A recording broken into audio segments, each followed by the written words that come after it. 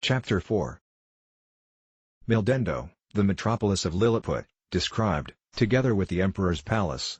A conversation between the author and a principal secretary, concerning the affairs of that empire. The author's offers to serve the emperor in his wars.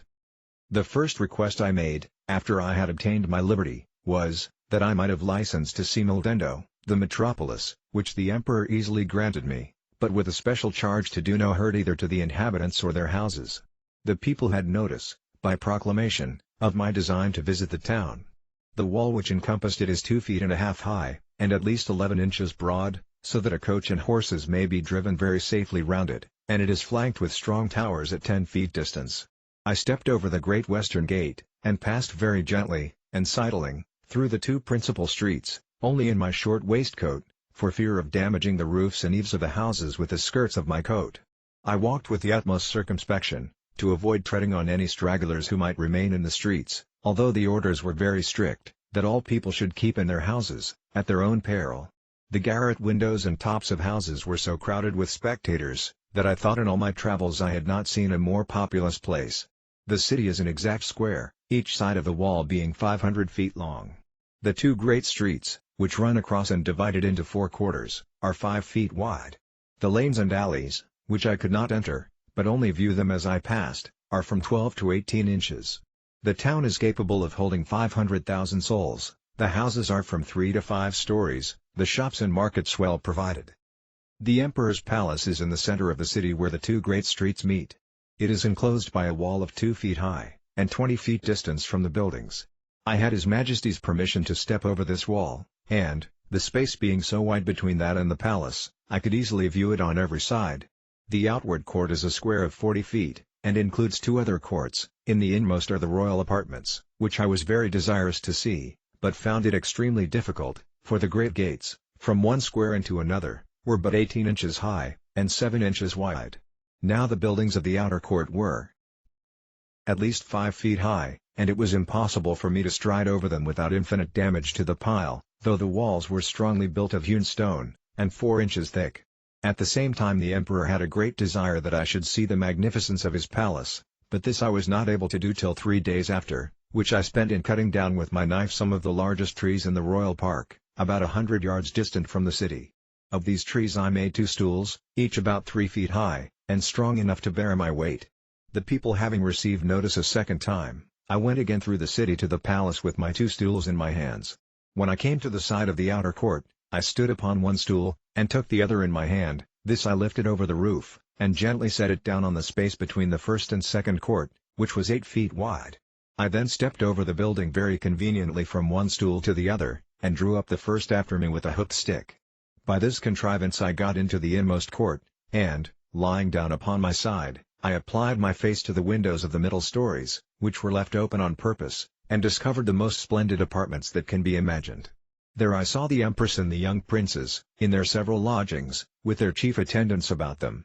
Her imperial majesty was pleased to smile very graciously upon me, and gave me out of the window her hand to kiss.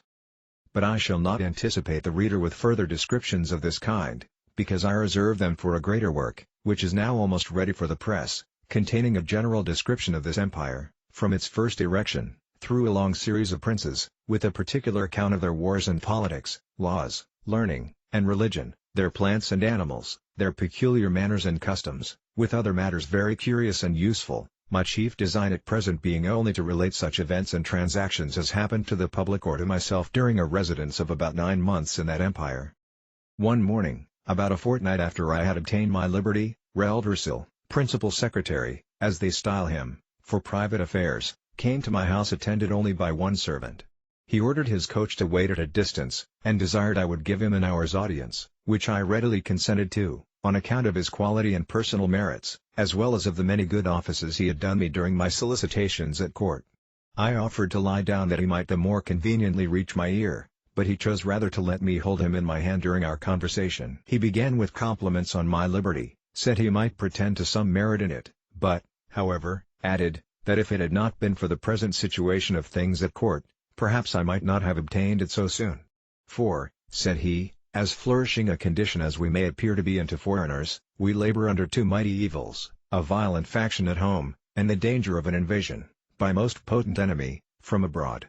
As to the first, you are to understand, that for about 70 moons past there have been two struggling parties in this empire, under the names of Tramexen and Slamexen, from the high and low heels of their shoes, by which they distinguish themselves. It is alleged, indeed, that the high heels are most agreeable to our ancient constitution, but, however this be, His Majesty has determined to make use only of low heels in the administration of the government, and all offices in the gift of the crown, as you cannot but observe, and particularly that His Majesty's imperial heels are lower at least by a drawer than any of his court, drawers a measure about the 14th part of an inch.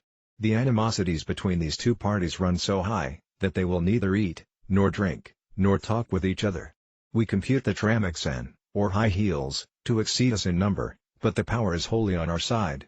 We apprehend His Imperial Highness, the heir to the crown, to have some tendency towards the high heels. At least we can plainly discover that one of his heels is higher than the other, which gives him a hobble in his gait. Now, in the midst of these intestine disquiets, we are threatened with an invasion from the island of Blefuscu, which is the other great empire of the universe, almost as large and powerful as this of His Majesty. For as to what we have heard you affirm, that there are other kingdoms and states in the world inhabited by human creatures as large as yourself, our philosophers are in much doubt, and would rather conjecture that you dropped from the moon, or one of the stars, because it is certain, that 100 mortals of your bulk would in a short time destroy all the fruits and cattle of His Majesty's dominions. Besides, our histories of 6,000 moons make no mention of any other regions than the two great empires of Lilliput and Blefuscu. Which two mighty powers have, as I was going to tell you, been engaged in a most obstinate war for 36 moons past. It began upon the following occasion. It is allowed on all hands, that the primitive way of breaking eggs, before we eat them, was upon the larger end, but His present Majesty's grandfather, while he was a boy, going to eat an egg, and breaking it according to the ancient practice, happened to cut one of his fingers. Whereupon the emperor his father published an edict, commanding all his subjects, upon great penalties, to break the smaller end of their eggs. The people so highly resented this law, that our histories tell us, there have been 6 rebellions raised on that account, wherein one emperor lost his life, and another his crown. These civil commotions were constantly fomented by the monarchs of Blefuscu, and when they were quelled, the exiles always fled for refuge to that empire. It is computed that 11,000 persons have at several times suffered death, rather than submit to break their eggs at the smaller end. Many hundred large volumes have been published upon this controversy, but the books of the big Indians have been long forbidden, and the whole party rendered incapable by law of holding employments. During the course of these troubles, the emperors of Blefuscu did frequently expostulate by their ambassadors, accusing us of making a schism in religion, by offending against a fundamental doctrine of our great prophet Lustrog, in the 54th chapter of the Bluntkurl, which is their Alcoran. This, however, is thought to be a mere strain upon the text, for the words are these, that all true believers break their eggs at the convenient end. And which is the convenient end, seems, in my humble opinion, to be left to every man's conscience, or at least in the power of the chief magistrate to determine.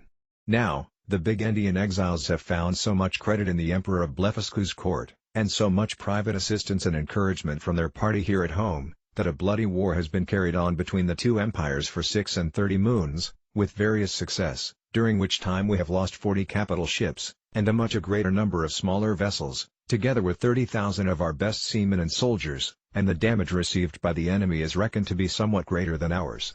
However, they have now equipped a numerous fleet, and are just preparing to make a descent upon us, and His Imperial Majesty, placing great confidence in your valor and strength, has commanded me to lay this account of his affairs before you.